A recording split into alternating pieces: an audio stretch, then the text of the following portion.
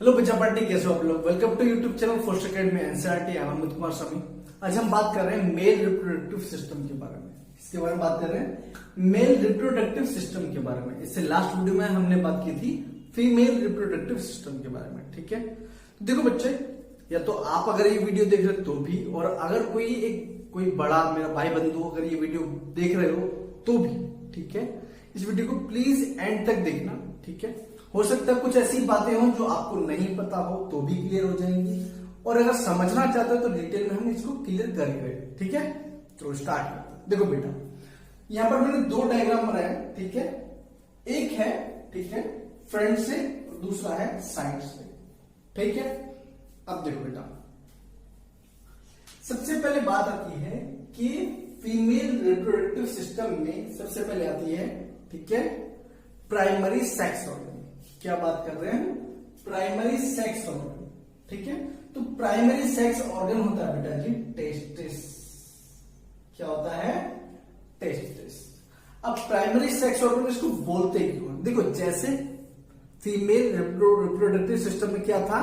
Ovary क्या था? Primary sex organ था। क्यों था? क्योंकि उससे ही एग प्रोड्यूस हो रहा है। ठीक है, इसी तरीके से, ठीक है, यहां पर टेस्टिस है, यहां पर गैमेट फॉर्मेशन होता है, मतलब यहां पर जो स्पर्म है वो फॉर्म होता है। ठीक है, यहीं पर स्पर्म जो होता है वो बनता है। तो यहां पर क्या हुआ? एक तो स्पर्म बनेगा, ठीक है, क्या बनेगा? स्पर्म बनेगा यहां पर, और दूसरा है कि सेक्स हार्मोन रिलीज होगा। क्या होगा? सेक्स हार्मोन रिलीज होगा, और वो कौन सा होता है बेटा? टेस्टोस्टेरॉन। क्या होता है? टेस्टोस्टेरॉन। कौन सा होता है बेटा जी? टेस्टोस्टेरॉन। TES, testosterone. तो टेस्टिस का क्या काम है?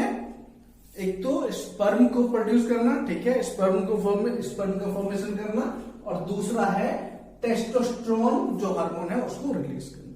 दो चीज। अब देखो, बात आ गई। अब आती है इसकी पोजीशन। ये होता कहां है? देखो बेटा, जैसे थोरेसिक कैविटी, मतलब इसको चेस्ट कैविटी भी बोलते हैं, थोरेसिक कैविटी भी बोलते हैं। तो इससे जो नीचे वाला हिस्सा होता है उसको हम क्या बोलते हैं? Abdominal cavity. क्या बोलते हैं? Abdominal cavity. तो देखो बेटा, जब बच्चा गेस्टेशन पीरियड, मतलब जब बच्चा गर्भ में होता है, पेट में नहीं, कहां होता है? गर्भ में होता है। ठीक है, यूटेरस में होता है।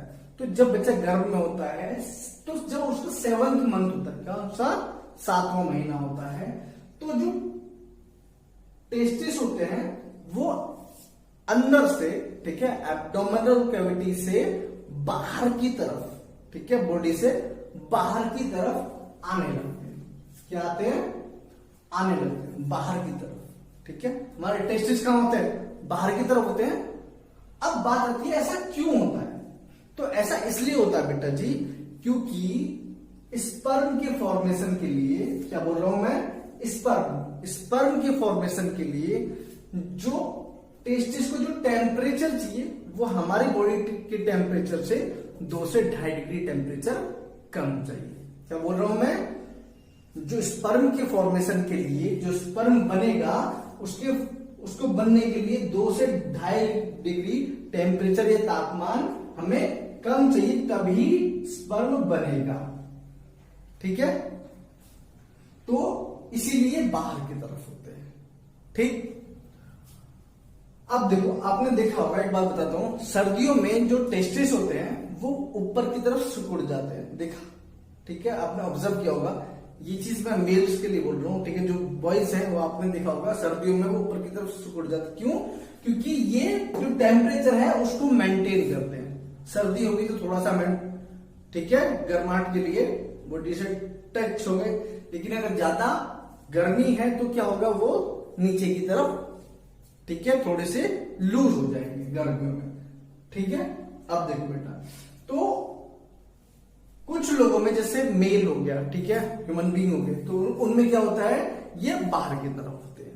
कुछ ऐसे जानवर होते हैं जिनके अंदर ये अंदर की तरफ होते हैं, एब्डोमिनल कैविटी के अंदर ही होते हैं, ठीक है, बॉडी के अंदर ही होते हैं। जैसे एलिफेंट, हाथी, ठीक है, हाथी के अंदर ही टेस्टिस होते हैं, वो बाहर कोई भी नहीं होता उनका टेस्टिस। तो अंदर हो गए। चलो जी, थर्ड ऐसे होते हैं जिनका, ठीक है, जो कहते हैं कि सीजनल जो ब्रीडर होते हैं, जो सीजन में ही वो रिप्रोडक्शन करते हैं। तो जैसे चमगादड़, ठीक है, तो उस टाइम पे उनके जो टेस्टिस होते हैं वो बाहर की तरफ आ जाते हैं, वरना अंदर की तरफ रहते हैं।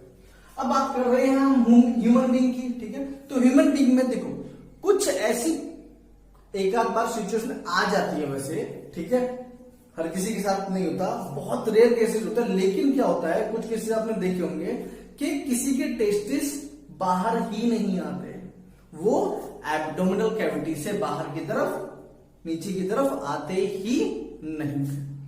तो जब नहीं आते हैं तो वो प्रॉब्लम होती है।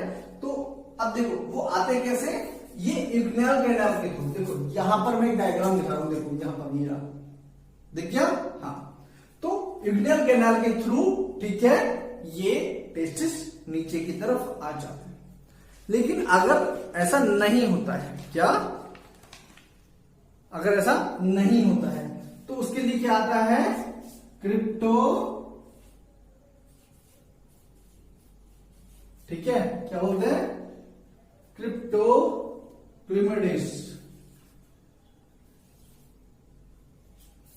ठीक है, क्रिप्टोकाइडिज्म। तो क्रिप्टोकाइडिज्म क्या होता है बेटा, क्रिप्टोकाइडिज्म एक प्रॉब्लम है जिसमें टेस्टिस जो होते हैं वो बाहर की तरफ, एब्डोमिनल कैविटी से बाहर की तरफ नहीं आ पाते हैं। सिंपल सी बात है, ठीक है। क्रिप्टोकाइडिज्म क्या होता है, जिसमें जो टेस्टिस हैं या तो एक या दोनों, ठीक है, वो बाहर की तरफ नहीं आ पाते हैं। बोलते नहीं कर रहे इसका तो एक ही टेस्टिस है, ठीक है, इसका एक ही टेस्टिस है। तो क्यों, इसका मतलब दूसरा वो एब्डोमिनल कैविटी से बाहर ही नहीं आ पाया है। समझ में आ गया। अगर ऐसा कुछ भी डाउट हो तो आप नेट पर गूगल है, ठीक है, आप उसमें चेक कर सकते हो। चेक करने के लिए बोल रहा हूं, कुछ वैसे समझना हो तो मुझसे पूछ सकते हो कमेंट सेक्शन में, कोई दिक्कत नहीं, ठीक है। लेकिन कोई डाउट है अगर ऐसी, तो आप गूगल पे जाओ और सर्च कर सकते हो कि टेस्टिस ऐसा हो सकता है या नहीं हो सकता है, ठीक है। अब देखो हो गया क्रिप्टोकाइडिज्म, ठीक है, क्रिप्टोकाइडिज्म। तो क्रिप्टोकाइडिज्म तो हो गया, जिसमें क्या होता है कि वो टेस्टिस बाहर नहीं आता है। अब ये चीज अलग हटाओ। अभी तक हमने क्या देख लिया कि जो टेस्टिस होते हैं वो एब्डोमिनल कैविटी से 7th मंथ के बाद बाहर की तरफ आ जाते हैं, पहली बात हो गया। और अगर ऐसा नहीं होता है तो उसको प्रॉब्लम को क्या बोलते हैं, क्रिप्टोकाइडिज्म, ठीक है, क्या बोलते हैं, क्रिप्टोकाइडिज्म, ठीक है। इसमें एब्डोमिनल कैविटी से टेस्टिस बाहर की तरफ नहीं आते हैं। इसमें क्या होता है, स्पर्म का फॉर्मेशन होता है, दूसरा टेस्टोस्टेरोन का फॉर्मेशन होता है, ठीक है। कैस्ट्रेशन क्या होता है, देखो कैस्ट्रेशन एक चीज होती है जिसमें टेस्टिस को निकाल दिया जाता है। क्या बोल रहा हूं मैं, टेस्टिस को निकाल दिया जाता है, रिमूवल ऑफ टेस्टिस। अपने इसको हिंदी में बधिया भी बोलते हैं। क्या बोलते हैं बेटा, बधिया करना, सुना है, सुना है, बधिया करना। बधिया देखो जैसे बैल होता है और एक सांड होता है, ठीक है, ऑक्स होता है और बुल होता है। दोनों में क्या होता है, जो ऑक्स होता है वो शांत स्वभाव का होता है, लेकिन जो बुल है वो एग्रेसिव नेचर का होता है, ठीक है। तो रीजन क्या है कि उसके टेस्टिस को रिमूव कर दिया जाता है बेटा, बचपन में ही उसके टेस्टिस को रिमूव कर दिया जाता है, जिसकी वजह से, ठीक है, जो एग्रेसिव नेचर है उसका कम हो जाता है। क्या बोल रहा हूं, होता एक ही है लेकिन बचपन में ही, ठीक है, उसके टेस्टिस को रिमूव कर दिया जाता है, ठीक है। अब जब टेस्टिस रिमूव कर दिए जाएंगे तो क्या होगा, क्या होगा, जब टेस्टिस रिमूव कर दिए जाएंगे तो स्पर्म का फॉर्मेशन नहीं होगा, वो तो है ही। दूसरा जो सेक्स हार्मोन है, ठीक है, कौन सा, टेस्टोस्टेरोन, वो नहीं बनेगा, जिसकी वजह से जो भी उसके थ्रू जो भी चीजें होती है वो नहीं होंगी। एग्रेसिव नेचर नहीं होगा, ठीक है। वॉइस है जो रॉर वॉइस होती है, एक तरह से बोलते हैं रूड वॉइस होती है, जैसे हमारी वॉइस कैसी है, ठीक है, तो ऐसी वॉइस हो जाएगी। समझ में आ गया। अब देखो मैंने एक चीज और बताई थी, देखो जब क्या बोलता हूं क्रिप्टोकैटिज्म में क्या क्या चीज होती है, इससे जब एब्डोमिनल कैविटी से ये बाहर नहीं आता है तो इससे प्रॉब्लम क्या होगी, स्पर्म नहीं बनेगा। देखो दोनों चीज बता रहा हूं, ये रिमूव करना है और ये प्रॉब्लम है जो नेचुरली होती है। तो क्रिप्टोकैटिज्म में क्या होता है, जब नहीं होता तो क्या होगा, एक तो स्पर्म का फॉर्मेशन नहीं होगा, ठीक है, तो इससे क्या होगा, स्टेराइल, STERIL, स्टेराइल सिचुएशन हो जाती है। स्टेराइल सिचुएशन में क्या होता है, जैसे बोलते ना, मतलब उस मेल को बच्चे नहीं हो सकते, उस मेल के थ्रू बच्चे नहीं पैदा हो सकते, सिंपल सी बात है। स्पर्म फॉर्मेशन नहीं होगा तो बच्चे नहीं हो पाएंगे, सिंपल सी बात, कोई दिक्कत नहीं दिक्कत, ठीक है। इसी को बोलते हैं बेटा, जैसे बोलते हैं बांझ, सुना है वर्ड, ठीक है, बांझ मतलब जिसके बच्चे नहीं होते हैं, ठीक है, चाहे मेल हो या फीमेल। यहां पर स्पर्म का फॉर्मेशन हो गया, उसके बाद ये जो ब्लू कलर का है इसको बोल रहे हैं एपिडिडाइमस, ठीक है। एपिडाइमस क्या होता है, एपिडाइमस क्या होता है, एपिडाइमस होता है जो ये ब्लू कलर का है। इसमें क्या होता है, जो स्पर्म बन गया, अब स्पर्म के बनने के बाद ये यहां पर कुछ टाइम के लिए स्टोर होता है टेम्पररी, ठीक है, बन के यहां पर रुक गया कि भाई स्टोर रूम में रखा हुआ है, तैयार है, स्टोर रूम में रखा हुआ है। अब उसके बाद वास डिफरेंशिया जो होती है, ठीक है, ये प्राइमरी सेक्स ऑर्गन है, ठीक है। अब बाकी जो है जिसमें क्या आएगा, वास डिफरेंशिया भी आएगा, ग्लैंड्स भी आएगा, ठीक है, पेनिस भी आएगा, तीनों क्या क्या, ठीक है। ये बाकी सब है, ये क्या है, सेकेंडरी सेक्स ऑर्गन है। क्या है बेटा, ये सब सेकेंडरी सेक्स ऑर्गन है, ठीक है। ये नरिशमेंट के लिए, ठीक है, ये क्या करती है, ये नरिशमेंट प्रोवाइड करती है, ठीक है, ट्रांसपोर्टेशन प्रोवाइड करती है, समझ रहे हो। तो ये सब चीजें सेकेंडरी सेक्स ऑर्गन हो गया। अब यहां से क्या होगा, जब स्पर्म को, ठीक है, वास डिफरेंशिया के थ्रू आगे ले जाया जाएगा, ये वास डिफरेंशिया के थ्रू आगे ले जाया जाएगा। अब आगे जब ले गए तो यहां पर क्या, ये सेमिनल वेसिकल है, क्या है ये, सेमिनल वेसिकल, ये वाला रेड वाला। तो सेमिनल वेसिकल में क्या होता है बेटा, कि इसमें नरिशमेंट होती है स्पर्म की, क्या है, स्पर्म की नरिशमेंट होती है। अब स्पर्म की नरिशमेंट तो यहां पर हो गई, उसके बाद ये आगे जाएंगे स्पर्म, ठीक है, और उसके बाद ये ब्लू कलर का जो ये है प्रोस्टेट ग्लैंड, क्या है ये, प्रोस्टेट ग्लैंड। प्रोस्टेट ग्लैंड में क्या होता है, ये एल्कलाइन इन नेचर होता है। अब एल्कलाइन इन नेचर का क्या मतलब है, क्यों होता है एल्कलाइन इन नेचर, देखो बेटा, यूरिनरी ब्लैडर से यूरिन आता है, देखो जो हमारा पीनस है, ठीक है, इसके थ्रू ही यूरिन पास होता है, टॉयलेट भी हम उसी से करते हैं। और दूसरी बात है, जो सीमन आएगा, ठीक है, जो सीमन आएगा वो भी उसी ट्यूब के थ्रू आएगा, ठीक है। तो जब सेम उससे आएगा, तो अब यूरिन जो होता है वो कैसा होता है बेटा, वो होता है एसिडिक इन नेचर, वो कैसा होता है, एसिडिक इन नेचर होता है। और जो हमारा स्पर्म है वो एल्कलाइन इसलिए होता है ताकि वो एसिडिटी जो है वो उसको रिमूव कर दे, वो क्या होता है, वो रिमूव कर दे। तो जो प्रोस्टेट ग्लैंड है वो क्या होता है, एल्कलाइन नेचर है, ठीक है, उसको एल्कलाइन बना देती है ताकि वो इजीली कोई भी दिक्कत ना हो। अगर ऐसा नहीं होगा तो वो उसको किल कर देगा, यूरिन उसको किल कर देगा, ठीक है। सेमिनल वेसिकल का काम बता दिया मैंने आपको, वो नरिशमेंट प्रोवाइड करता है। प्रोस्टेट ग्लैंड का बता दिया, एल्कलाइन इन नेचर है, उसका क्या काम होता है, एसिडिटी को रिमूव करना, ठीक है। उसके बाद देखो यूरेथ्रा, यूरेथ्रा के थ्रू, ठीक है, वो बाहर आता है, और ठीक है, यूरेथ्रल ओपनिंग के थ्रू सीमन जो होता है, देखो बेटा सीमन में ही स्पर्म होता है, जो सीमन होता है, देखो स्पर्म के अंदर सीमन नहीं होता है, सीमन के अंदर स्पर्म होता है, ठीक है। सीमन के अंदर स्पर्म होता है। मैंने यहां पर दो चीज बता दी, ठीक है, क्रिप्टोकेटिज्म बता दिया और ठीक है कैस्ट्रेशन बता दिया, ठीक है, बधिया क्या होता है और क्रिप्टोकेटिज्म क्या होता है ये बता दिया, जिसमें एब्डोमिनल कैविटी से टेस्टिस बाहर नहीं आ पाते हैं, ठीक है। अब देखो एक चीज और सुनो, जब जो टेस्टिस होंगे आपने जो उसके बाहर का पोर्शन है, उसके बाहर का पोर्शन है, ये देखो आउटर जो कवरिंग है इसको क्या बोलते हैं, स्क्रोटम बोलते हैं बेटा, इसको क्या बोलते हैं, स्क्रोटम बोलते हैं, जो बाहर का है, ठीक है। ये पता पड़ गया, पीनस पता पड़ गया, ये पेनिस है, ये आपको ही पता है पेनिस है, ठीक है। यूरेथ्रा क्या होता है, इसे ट्यूब के थ्रू यूरिन भी पास होता है और सीमन भी पास होता है। अब देखो सेमिनल वेसिकल में बता दिया, ये क्या करता है, नरिशमेंट प्रोवाइड करता है, ठीक। प्रोस्टेट ग्लैंड क्या करती है, एल्कलाइन, उसको एल्कलाइन बनाती है, ठीक है। वास डिफरेंस से क्या होता है, ये आपके स्पर्म को लेके जाता है आगे तक, टर्मिनल वेसिकल तक, ठीक है। और यूरिन जो ब्लैडर है, ठीक है, उसी पाइप के थ्रू, ठीक है, आगे यूरेथ्रा के थ्रू बाहर करवा देता है, ये था, ठीक है। अब देखो बेटा, अब इसमें एक चीज और आती है, जो पीनस है, ठीक है, इसके अंदर क्या होता है, इरेक्टाइल टिश्यू होता है।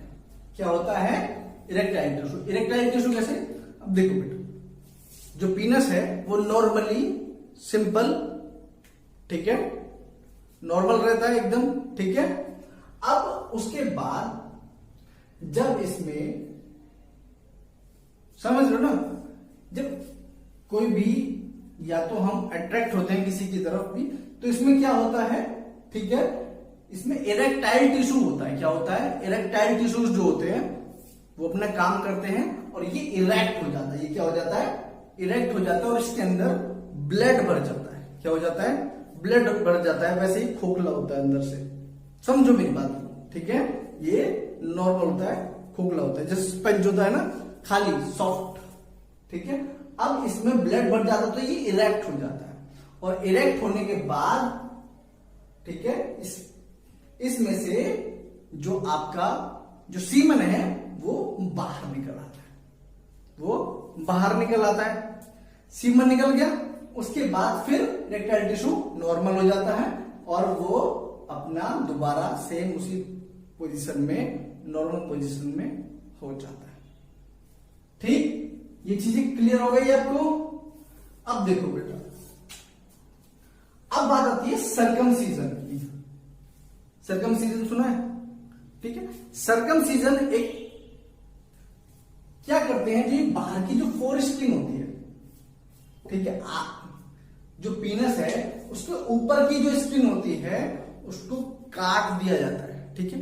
ये मैं रिलीजन बेस्ड पे बिल्कुल नहीं बोल रहा हूं, मेरी बात को बिल्कुल भी नेगेटिव मत लीजिएगा, जो है वो मैं वो बता रहा हूं। सर्कमसीजन में क्या कहता है, हम फोर स्किन कट कर देते हैं, ठीक है। इसके साइंटिफिकली प्रूवन, ठीक है, कुछ बेनिफिट्स हैं, जैसे इन्फेक्शन होने के चांसेस कम हो जाते हैं, खत्म नहीं होते लेकिन कम हो जाते हैं, ठीक है। वहां पर इन्फेक्शन क्यों कम हो जाता है, क्योंकि गंदगी है, हाइजीन, ठीक है, हाइजीन बना रहता है, ठीक है, गंदगी नहीं रहती है। तो इसीलिए काफी जगह पर सर्कमसिजन कराया जाता है, ठीक है। तो जो करा रहे हैं वो भी ठीक है, जो नहीं करा रहे हैं वो भी ठीक है, ठीक है। इसमें हम नहीं पढ़ते हैं, जो बात है वो बता दिया। सर्कमसिजन को हिंदी में बोलते हैं खतना करना, ठीक है, CIRCUM, ठीक है, CIRCUM, CESSION, सर्कमसिजन, ठीक है, खतना करना बोल दो, ठीक है, जिसमें फोर स्किन जो ऊपर की ओपनिंग है, ठीक है, हम उसको कट कर देते हैं। समझ में आ गया, कोई भी डाउट है, ठीक है। तो देखो इस वीडियो में हमने क्या क्या पढ़ा, दोबारा एक बार देख लेते हैं, ठीक है, ज्यादा नहीं, एक बार देख लेते हैं। यहाँ ये टेस्टिस है, ठीक है, यहाँ पर स्पर्म फॉर्मेशन हुआ, दूसरा जो सेक्स हार्मोन है टेस्टोस्टेरोन, वो भी यहां से रिलीज होगा, ठीक है, रिलीज होगा। वो किस किस चीज के लिए होता है, ठीक है, वॉइस के लिए होता है, ठीक है, मेल नेचर के लिए होता है, समझ लो ना मेरे को, इस चीज के लिए होता है। अब उसके बाद यहां से बात आती है, हम बात कर रहे हैं, ठीक है, स्पर्म का फॉर्मेशन हुआ, वो गया एपिडाइमस, ठीक है, यहां पर गया, एपिडाइमस के थ्रू ये क्या गया, वास्ट डिफरेंशिया में गया, और वास्ट डिफरेंशिया में होते हुए ये सेमिनल वेसिकल्स में गया, सेमिनल वेसिकल्स में इसका नरिशमेंट होता है, नरिशमेंट के बाद ये प्रोस्टेट ग्लैंड के थ्रू, ठीक है, उसमें उसको एल्कलाइन नेचर में, ठीक है, उसका बना दिया जाए ताकि वो रिमूव कर सके एसिडिटी को, मतलब जो यूरिन की है, ठीक है, यूरिन की जो एसिडिटी है उसको रिमूव कर सके। अब उससे होते हुए, ठीक है, प्रोस्टेट ग्लैंड के बाद वो यूरेथ्रा के थ्रू बाहर, यूरेथ्रल ओपनिंग के थ्रू बाहर आ जाता है। पहली बात यहां खत्म हो गया। दूसरी बात, ठीक है, हमने क्या बताया था, ठीक है, क्रिप्टोकिडिज्म, ठीक है, क्रिप्टोकिडिज्म क्या होता है, जब एब्डोमिनल कैविटी से टेस्टिस बाहर नहीं आ पाते हैं, तो ये प्रॉब्लम होगी। उससे क्या क्या प्रॉब्लम हो सकती है कि स्पर्म फॉर्मेशन नहीं होगा और उसकी वजह से, ठीक है, बच्चा नहीं हो पाएगा। ठीक, दूसरी बात है सर्कमसीजन है, सर्कमसीजन में फोरस्किन कट कर दी जाती है। ठीक है, तो ये था आज का टॉपिक, मेल रिप्रोडक्टिव सिस्टम। अगर फिर भी आपको ऐसा लगता है कि कोई टॉपिक इसमें से कोई भी दिक्कत है, कुछ समझ में नहीं आया, तो प्लीज मुझे कमेंट सेक्शन में जरूर बताना। अगर आपको ये वीडियो अच्छी लगी हो तो प्लीज इस वीडियो को लाइक करना, शेयर करना, इस चैनल को सब्सक्राइब जरूर कर देना। ठीक है, थैंक यू सो मच। ठीक है, मिलते हैं नेक्स्ट वीडियो में।